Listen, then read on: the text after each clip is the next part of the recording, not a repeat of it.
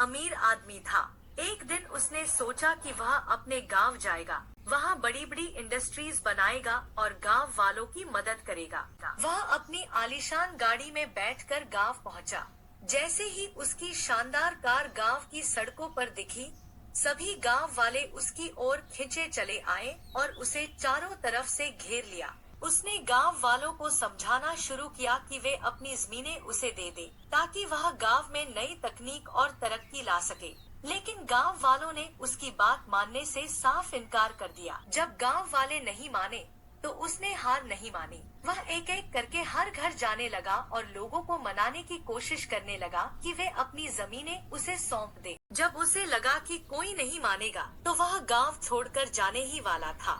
तभी अचानक उसकी नजर एक पुराने कुएं पर पड़ी और उसके दिमाग में एक तरकीब आई। कुछ ही देर में ठेकेदार उस अमीर आदमी से मिलने पहुंचा।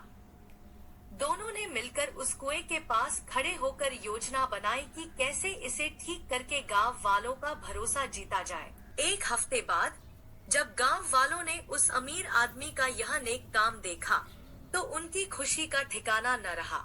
वे सब जोश में उस आदमी की तरफ दौड़ पड़े, जिसने उनकी सबसे बड़ी मुश्किल हल कर दी थी। जैसे ही गांव वाले पास आए, उस अमीर आदमी ने भाषण देना शुरू कर दिया। वह उन्हें गांव के विकास के बड़े बड़े सपने दिखाने लगा।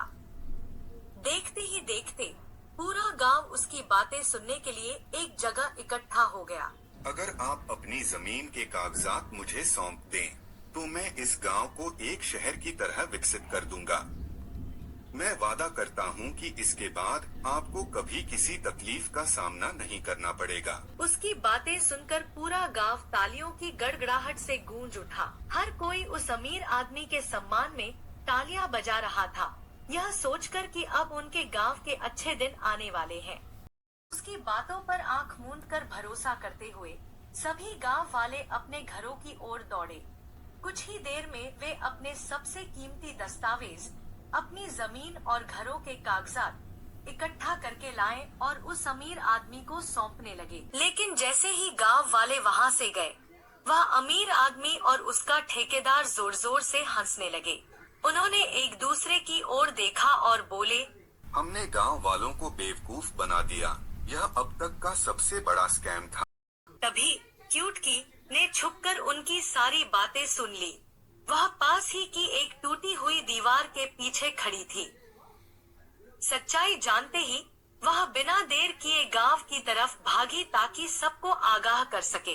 चुटकी भागते हुए गांव वालों के पास पहुंची और हांफते हुए उन्हें वह सब कुछ बता दिया जो उसने सुना था। उसने चिल्लाकर कहा, रुको, उस आदमी पर भरोसा मत करो, वह हमें धोखा दे रहा है। चुटकी की बात सुनते ही पूरे गांव में सन्नाटा छा गया, जो पल भर में गुस्से की लहर में बदल गया। सभी गांव वाले इकट्ठा होकर गर्मागर्म बहस करने लगे। काफी बहस और चर्चा के बाद सभी गांव वाले एक साथ उस अमीर आदमी की ओर बढ़ने लगे। उनके कदम अब धीमे नहीं थे। उनमें एक साथ मिलकर लड़ने की ताकत और अपना हक वापस पाने का जुनून था। जैसे ही उस अमीर आदमी और ठेकेदार ने गांव वालों के गुस्से भरे चेहरे देखे, उनके पसीने छूट गए। जो कुछ देर पहले हंस रहे थे, अब डर के मारे उनके चेहरे पीले पड़ चुके थे। वे फौरन अपनी गाड़ी की तरफ भागे। गांव वाले भी उनके पीछे तेजी से लपके, लेकिन इससे पहले कि कोई उन्हें पकड़ पाता, वे गाड़ी में बैठकर वहां से रफूचक्कर हो गए। गाड़ी पूरी रफ्तार से भाग रही थी। तभी न जाने कहां से एक कुत्ता सड़क के बीचों बीच आ गया। उसे बचाने के चक्कर में जैसे ही अमीर आदमी ने स्टीयरिंग घुमाया, गाड़ी बेकाबू होकर सीधे पानी में जा गिरी। किसी तरह जान बचाकर वे दोनों तालाब से बाहर तैरकर निकले। जैसे ही वे तालाब से बाहर निकले, गांव वालों ने उन्हें चारों तरफ से घेर लिया। उनकी ऐसी हालत देखकर पूरा गांव उन पर जोर जोर से हंसने लगा। आखिरकार उनकी जगह वही थी जहां हर धोखेबाज को होना चाहिए, सलाखों के पीछे। अब वे दोनों जेल की काल कोठरी में बैठे अपनी किस्मत पर रो रहे थे, पर अब बहुत देर हो चुकी थी।